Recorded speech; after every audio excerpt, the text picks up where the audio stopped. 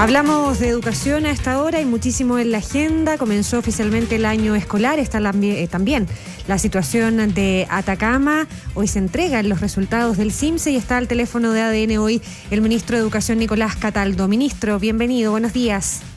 Hola, buenos días, ¿cómo están? ¿Qué tal, ministro? Gracias por estar con nosotros. Además está en Valparaíso, ministro, ¿no? En Viña del Mar, en Quilpué van a estar con el presidente por los incendios. Sí, estoy justamente camino a la escuela donde vamos a dar inicio con el presidente también el año escolar acá en la región. Vamos a hablar de eso en un ratito, ministro, pero partamos por Atacama. Y lo primero que quiero preguntarle es que nos situemos. Si este miércoles ha cambiado en algo la situación de los colegios que están paralizados y de los colegios que iniciaron las clases allá en la región. Tenemos que iniciar ahora justamente durante la mañana. El día de ayer iniciaron clases la mayor parte de los establecimientos educacionales. 6 definieron irse a paro, en solidaridad también con los huelguistas de hambre que están desde el día viernes en la tarde en aquello. El resto de los establecimientos que se informaron durante el día en la prensa, en realidad son establecimientos educacionales que tenían diferido su ingreso, ¿no? Y eso no es un paro, está modificado la fecha de ingreso exacto del año escolar, como pasa en muchos otros lugares del país. Eso es algo bien habitual, que existan ingresos diferidos. De hecho, como dato, en las clases, el 25% del sistema comenzó a trabajar, ¿no? Sí, a ver, ministro, lo escuchamos, le estamos entendiendo, pero se escucha entrecortado. ¿Vamos a cortar y vamos a reconectarlo? Sí, vamos a hacer eso para mejorar la comunicación porque es que va en camino, a Quilpué, esta actividad con el presidente Gabriel Boric en la región de Valparaíso, la zona afectada por los incendios para el inicio del año escolar. Allá un inicio de año escolar también muy complejo para, sobre todo, los alumnos y alumnas que estudiaban en escuelas que también fueron destruidas. 6, hablábamos en algún minuto con la subsecretaria Arratia. Lo de Atacama reitera la cifra, 6 colegios en paro. Ministro, ahí estamos de nuevo con usted. A ver si está mejor. ¿Lo escuchamos? No lo escuchamos. Vamos a estar, estamos mejorando la comunicación ahí, claro. El movimiento dificulta ahí la comunicación. Efectivamente, ese es el panorama hasta ayer, hasta donde le alcanzamos a escuchar al ministro Cataldo. La situación se mantiene entonces más o menos igual que ayer. O sea, no habría novedades de última hora ni alguna conversación de la noche. La huelga de hambre se mantendría, los 6 colegios en paro siguen en paro y las clases están empezando diferidas y parcialmente allí donde ayer se dijo que era de esa forma. Claro, y ayer un par de apoderados y apoderadas también encadenadas a algunos colegios también como para extremar las medidas de presión en relación a lo que pasa en algunos establecimientos. Decía también lo del CIMSE, Mauricio, ¿no? Sí, se va a dar a conocer. Sí, este mediodía, pasado el mediodía se van a entregar los resultados del CIMSE, una fecha que se adelanta. Esto generalmente es cerca de junio, ahora va a ser en marzo y según adelantan, también lo queremos conversar con el ministro, ojalá que podamos reconectarlo, según se adelanta habría resultados positivos en relación incluso a los aprendizajes prepandemia. Y ahí hay un tema que tiene que ver también con los colegios que dependen de los servicios locales de educación pública, que habrían tenido también buenos resultados en esta prueba. Pero seguimos hablando de Atacama, ministro, ahora sí con usted. Ahí sí. Sí, que estamos atravesando justo la zona de los incendios, entonces hay problemas de señal todavía. Todavía no se reponen ahí muchísimo mejor. O sea, hay pero débil. Claro. Sí. Entonces, no, pero ahí está mejor. Hay ratos que se pierde, sí, disculpen. No, ahí lo escuchamos muchísimo mejor y estábamos diciendo que la cifra se mantiene, que la situación es parecida a la de ayer en Atacama. Sí. 6 colegios en paro, los que tienen diferido para el 11 de marzo, entendemos, ¿no? Hay distintas fechas, pero el máximo es hasta el 11 de marzo, efectivamente. Que es el lunes que viene. Y de estos seis, claro, que es el lunes que viene. Y de estos 6 establecimientos educacionales, algunos de ellos, de hecho, eran paralizaciones por el día. Por lo tanto, el día de hoy tenemos que monitorear si es que van a volver a clase o no. Es probable que sí lo hagan, porque además se ha seguido conversando durante estos días con los dirigentes en orden de buscar una solución, porque a nosotros nos tiene bien preocupados en 2 dimensiones. La primera, obviamente, la humana. Nos preocupa mucho que haya personas que estén haciendo huelga de hambre. Yo lo he dicho ya varias veces en cada una de las intervenciones que he tenido que hacer frente a la prensa. No consideramos que la situación de Atacama, en términos del diálogo, de la exposición de soluciones que hay y del trabajo que estamos desarrollando, justifique una huelga de hambre que ponga en riesgo la vida y la integridad de las personas que están en eso. Y en segundo lugar, porque obviamente lo que nosotros creemos, y lo señalaron los distintos actores el día viernes en la Comisión de Educación del Senado, tanto nosotros como gobierno, los senadores, también la Defensoría de la Niñez, es que acá pueden haber muchas dificultades y estamos trabajando en resolverlas, pero ninguna de ellas puede justificar que los estudiantes continúen sin clase. Creo que la señal que se dio el día de ayer, si bien es cierto no hubiese gustado, fuese completa. De todas maneras fue contundente respecto a iniciar el año escolar y tener las clases, que los niños vayan a la escuela. Y fue maravilloso ver cómo ellos comenzaron a ingresar nuevamente a su escuela, ¿no? Uh-huh.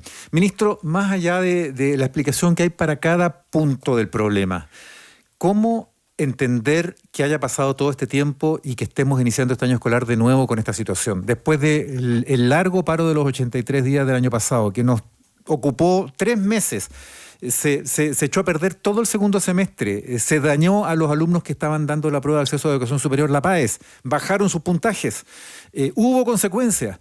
¿Cómo pasó todo el verano? Y una y otra vez se nos repite que tampoco son, no hay colegios que se hubieran derrumbado, que se hubieran inundado en Copiapó, ni que se hubieran incendiado, ni que hubiera caído les hubiera llegado un tsunami. Estamos hablando de puros daños que son reparables. ¿Cómo entender que estemos en esto? Mira, varias cosas. La primera es que el año pasado se hicieron intervenciones en 53 establecimientos del territorio. Ya, eso es lo primero. No es que no haya ocurrido nada. Acá lo que ocurrió es que una segunda capa de intervenciones, que también son mantenimiento, aquí no estamos hablando de conservaciones o reposiciones, no estoy hablando de intervenciones mayores. La segunda capa de intervenciones comenzó un mes más tarde.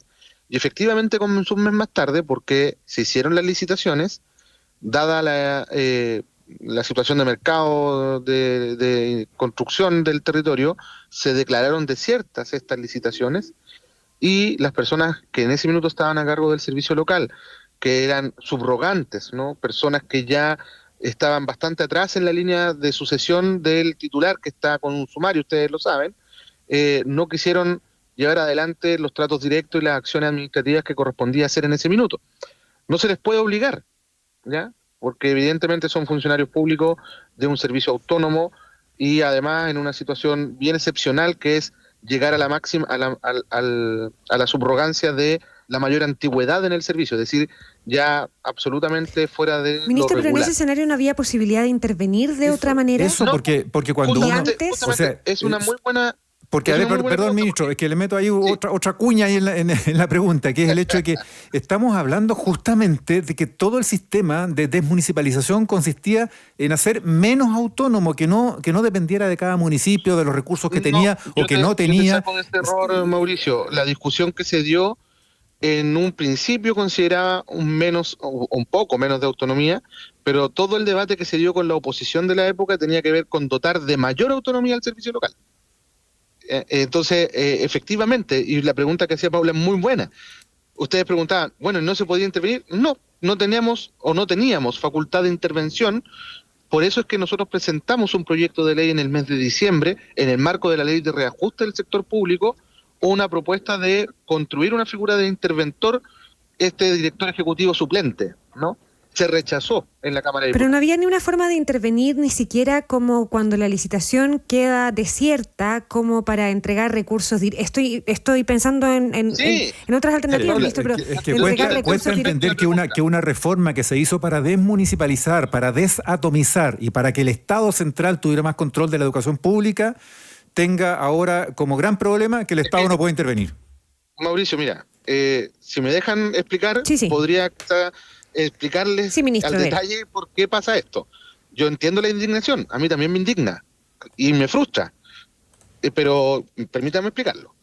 Lo primero es que efectivamente en la ley lo que se generó como acuerdo con la oposición, estamos hablando del gobierno de la presidenta Bachelet, fue dotar de máxima autonomía a los servicios locales. Máxima autonomía, ese era el debate, ¿no? La autonomía del organismo intermedio, que es un principio ideológico muy fuerte, que está presente en la administración del sistema educacional, ¿no? Por eso, por ejemplo, los municipios también son muy autónomos, de hecho son autónomos constitucionalmente, y se buscó resguardar aquello en la construcción del servicio local, ¿ya? Eso es lo primero. Lo segundo, no se generó ninguna herramienta de intervención por parte del Ministerio de Educación o la Dirección de Educación Pública frente a contextos de crisis.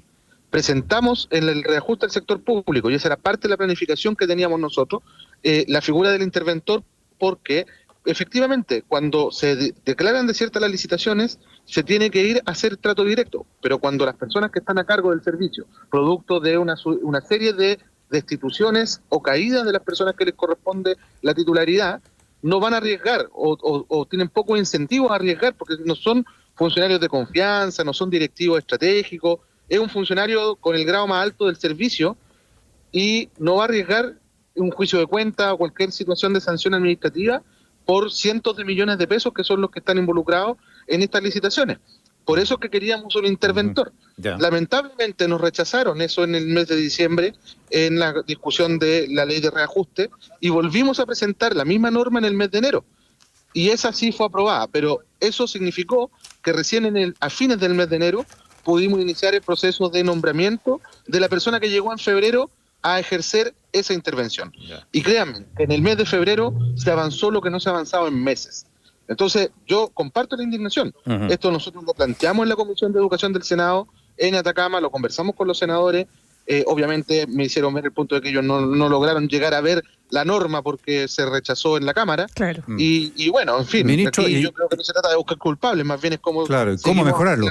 Adelante. Ahora, en vista de la situación, y ya que usted recuerda ahí que esta fue una reforma bien icónica en su minuto de la gran reforma de la educación pública de la administración Bachelet II, también en la administración Bachelet II se legisló, y fue otro emblema de la reforma, el sistema tributario. Y a poco andar se determinó que tenía una serie de fallas la reforma tributaria y hubo que hacer una reforma a la reforma. Y la misma administración Bachelet, con el ministro Rodrigo Valdés a la cabeza en Hacienda, desarrolló lo que aquí se llamó la reforma a la reforma. Bueno, ¿no habría que hacer una reforma a la reforma entonces a la desmunicipalización educacional en Chile? Efectivamente, y de hecho se presentó en el mes de abril del año pasado una propuesta de reforma a la reforma, porque es parte del programa del presidente Gabriel Boric, reformar la nueva educación pública.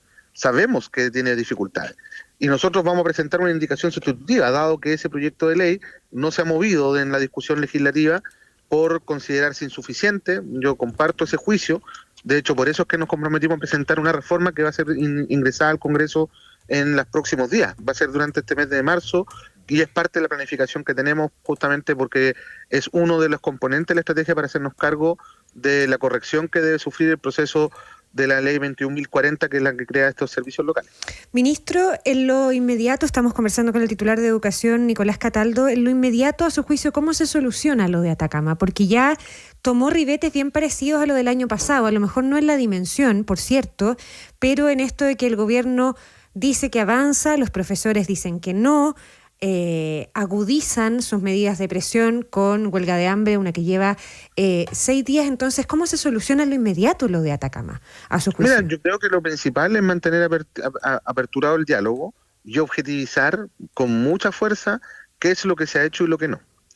Créeme que el ingreso a clases, con las horas ya de mantenimiento entregadas, con planificaciones de intervenciones más grandes allí donde se requiere, porque tampoco es que todas las escuelas requieran rehacerse, si tampoco esto es Kosovo, ¿no? Atacama no presenta... Es lo que decíamos, claro, son reparaciones muchas veces no estructurales, son menores. Entonces, ya habiéndose terminado la capa de intervenciones menores, lo que se está planteando es poder conformar equipos de personas dentro de las propias comunidades educativas que miren si queda algo pendiente, seguir haciendo esas reparaciones, y además nosotros tenemos planificado un proceso de conservación ya más grande en los lugares donde es más necesario. De hecho, la semana pasada firmamos un acuerdo, yo estuve ahí en la Comisión de Inversión con el gobernador de la región también, y firmamos un acuerdo de inversiones para los 2 servicios locales, porque en Atacama hay 2 servicios locales, Huasco y Atacama. Huasco funciona bastante mejor y tiene bastante mejores resultados que Atacama, y sin embargo están a pocos kilómetros unos de otros, ¿no? ¿Ministro? Y en la misma región. Entonces, espérate, y este convenio es un convenio por más de 300.000 millones de pesos en inversiones. Esta semana o la próxima deberíamos firmar un acuerdo específico para el SLEP de Atacama de 25.000 millones en inversiones. Entonces, si ustedes me preguntan cómo evitamos que esto vuelva a ocurrir, justamente con esto. Ya. Y estas son platas que están aquí, no hay un problema de presupuesto, sino de gestión. Hubo un grave problema de implementación, en primer lugar, del Servicio Local de Atacama. Hubo muchos problemas con los nombramientos de las personas que ejercieron los roles, recordemos que ocurre entre el 2020 y 2021, ¿no? Con las personas que fueron nombradas en esos cargos. Sucesión de personas, además. Sumario, y hubo luego una sucesión de personas, y nosotros mismos detectamos con las auditorías ministeriales que se hicieron al servicio local una serie de irregularidades que fueron puestas en antecedente tanto a la Contraloría como al Ministerio Público y también al Consejo de Defensa del Estado, porque podrían haber incluso características de delito involucrado en alguno de esos hallazgos. Todo esto estuvo en la discusión el año pasado, sí, ¿no? Cuando se dio la crisis a finales de año. Entonces esperamos que todos esos elementos puedan ayudarnos a corregir tanto el funcionamiento del servicio local como también el funcionamiento de la escuela. Ya, ¿cómo entra en este conflicto que hoy día se está produciendo en Atacama con estos 6 profesores en huelga de hambre, con los 6 colegios en paro, esta consulta que realizó el Servicio Local de Educación Pública de Atacama a la Contraloría en relación a si era procedente o no solicitar el reintegro a los asistentes y profesionales de la educación que paralizaron durante el año pasado? Se lo pregunto porque la respuesta de la Contraloría es súper contundente. No solo plantea que hay jurisprudencia al respecto, sino que además dice que su inobservancia importa la infracción de los deberes funcionarios de los servicios públicos involucrados. Exactamente. O sea, el gobierno, el Servicio Local de Educación en este caso, va a tener que proceder a solicitar el reintegro de esos recursos a los profesores por los días que no trabajaron el año pasado. Claro, mira, esto me lo preguntaron a lo menos 3 veces durante las movilizaciones el año pasado. Claro. Y yo señalé algo muy similar a lo que dijo la Contraloría. O sea, cuando no se ejerce la función, se tiene que descontar o restituir los recursos. Cuando esta función que se ejerce se recupera, en el caso de las movilizaciones en el sector educativo, hay un calendario escolar, y el calendario escolar siempre tiene un tiempo de recuperación de clases cuando se pierden por distintas causas. Entonces, si las clases hubiesen sido recuperadas, hubiese sido factible generar el pago de las remuneraciones completas si es que se hubiese recuperado todo lo perdido. Pero como fue tan larga y fue a fines de año, eso no pudo ocurrir. Al no ocurrir, no se pueden, o sea, se tienen que restituir los recursos. Y ahí la Contraloría puede establecer mecanismos para que esos recursos se restituyan en cuotas. O sea, en lo concreto, ¿va a haber descuento para los profesores por el paro del año pasado? ¿Y qué pasa con los de ahora? Esto es súper importante, y lo dije también creo que el domingo. Esto no es debatible. Esto es una realidad, una realidad jurídica a los servidores públicos solo le corresponde aplicar lo que el pronunciamiento de la Contraloría señala. Por tanto, no es parte de ninguna negociación ni de ninguna conversación, porque esto es una realidad jurídica que es ineludible. Lo que pasa es que hay un hecho, entre medio se les pagó, y la restitución parece como algo bien difícil de conseguir. No hay manera de evitar que se llegue a eso. Sobre todo en un escenario de conflicto que permanece. Que cuando no hay cumplimiento de funciones simplemente no se pague el sueldo. Mira, yo no creo que el responsable administrativo del servicio, que en este caso es la directora ejecutiva, quiera ir con un juicio de cuentas por 5.000 millones mensuales por 3 meses, digamos. O sea, porque uno es responsable a través del patrimonio propio, ¿no? O sea, si a mí me hacen un juicio de cuentas por algún problema administrativo, yo respondo con mi propio patrimonio. Entonces, creo que efectivamente acá es importante señalar que al no haber posibilidad de recuperar las clases perdidas, lamentablemente esto significa que hay que restituir los recursos. Sin embargo, existe la posibilidad de que estos recursos se restituyan a través de cuotas y no de un solo golpe, y eso es algo que justamente hay que convenir con la Contraloría.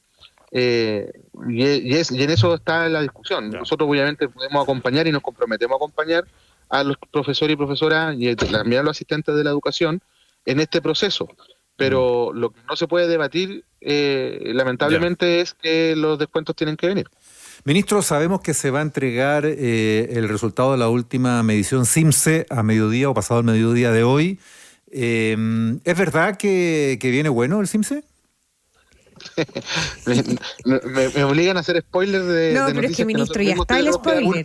Sí, ya está publicado, pero una noción, porque tampoco va a sernos expectativas que no correspondan, o en qué viene, o qué señal más alentadora hay después de años que hemos venido viendo datos malos muchas veces, y mucha brecha sobre todo. Mucha brecha, sí, y sobre todo después de la pandemia que aumentaron bastante. Claro. Mira, 2 cosas que dentro de lo que puedo decir, porque efectivamente a las 2:30 tenemos la entrega de los resultados, pero de lo que puedo decir hay 2 cosas que son muy significativas. La primera es que hemos hecho un tremendo esfuerzo por entregar los resultados en el mes de marzo, y además a inicios del mes de marzo. ¿Y esto por qué es importante? Se preguntarán ustedes. Bueno, porque siempre se han entregado los resultados más cerca de la mitad del año, claro, y con pocas posibilidades de que ya esos resultados puedan impactar en la planificación de la escuela para resolver justamente las brechas que nos entrega la evaluación. Por tanto, entregarla ahora a principio de año, a inicio del año escolar, es súper significativo desde el punto de vista de la planificación de los esfuerzos que tienen que hacer los establecimientos educacionales. Recordar que acá nosotros conocemos los reportes generales, no los datos gruesos, pero lo cierto es que a cada escuela le llega un reporte también de la situación de sus propios estudiantes, ¿no? Yeah. Y eso es muy importante. Y la segunda cosa es que efectivamente estamos en presencia de mejores resultados en relación a lo que ocurrió el año pasado. No puedo entrar en detalle, obviamente, y eso hay que interpretarlo bien. Yo creo que hay que ser mesurado, no caer en interpretaciones exitistas, mirar cuál es la tendencia, interpretar mejor los datos, mirarlos más en profundidad, para efectivamente tomar las mejores decisiones de cara a lo que se nos viene por delante. Y en lo que veníamos hablando, el desempeño de los colegios, porque uno de los argumentos del gobierno en medio de la crisis de Atacama ha sido que los colegios municipales siguen teniendo más problemas que los que pertenecen ya a los servicios locales de educación pública. ¿El desempeño de colegios que están bajo el mando de los SLEP es distinto, es mejor en este CIMSE? Ya eso sería entrar en detalle y yo quería que tuviésemos spoiler total. Eso ya es spoiler total, es como contarte el desenlace. Ya, pero no lo niega, no confirma ni desmiente. Eso, para que nos sirva para decir, como decimos los periodistas, no confirma ni desmiente. No, para poner ojo a mediodía. Yo creo que es importante, son elementos que hay que mirar cuando se entreguen los resultados. Sí, mirar comportamiento por nivel socioeconómico, por dependencia, hay que mirar también cómo el tema de las brechas. Sí, porque puede mejorar los promedios según lo que le estamos entendiendo, pero no sé, ¿se puede esperar una mejoría también, una reducción de brecha? Por eso hay que mirarlas todas. Esto no son pura buena noticia, ¿no? Por eso digo, hay que calmar los ánimos, hay que tomárselo con mesura. Y hay que mirar. Yo suelo ser más pesimista que optimista, porque creo que uno se prepara mejor para enfrentar los desafíos cuando es pesimista. Sí. Ministro, y cuando las cosas vienen mal, le pegan menos, digamos. Entonces, medio minuto, porque sabemos que se tiene que ir a la actividad con el presidente, pero ayer se conoció de un colegio en Valparaíso, el Colegio Salesiano, que está funcionando con detector de metales. Y eso genera mucha preocupación, genera mucha alerta también. Ahí hay un fallo de la justicia entre medio. Así es. Brevemente, ¿qué podemos decir desde el Ministerio de Educación que eso esté pasando en recintos educacionales? A nosotros nos preocupa mucho, y aquí ha estado muy encima de esto la superintendencia. Vamos a seguir fiscalizando sin duda, pero nos preocupa mucho que las medidas de control que se quieran tener para resguardar, que yo comparto los principios que están detrás de esto, sean proporcionales y no vulneren derechos. Y eso es el cuidado que hay que tener. Eso es lo que nos preocupa en particular de tener detectores de metales. Nos parece que puede ser una medida que está correctamente inspirada, pero que puede tener bastantes dificultades desde el punto de vista de la proporcionalidad y la vulneración de la intimidad de las personas, y sobre todo de los niños y niñas que son parte de esa escuela, ¿no? Entonces, eso es lo que nos preocupa. Vamos a seguir obviamente mirando esto. Estamos con mucha atención de lo que son los fallos y cómo se fundaron los fallos también de las Cortes, a propósito de que no era un detector de metales que estuviese funcionando cuando se hizo cuando se inició la acción legal, ¿no? Y claro, tenerlo instalado no es necesariamente algo ilegal, hacerlo funcionar podría hacerlo. Entonces ahí hay toda una interpretación que todavía se está desarrollando por parte de la superintendencia, es una historia en desarrollo. Ya, pues quedamos atentísimos a ese desarrollo, a lo de Atacama, a lo del CIMSE pasado el mediodía. Ministro Cataldo, gracias por conversar con ADN hoy esta mañana. A lo de los incendios, gracias ministro, buenos días.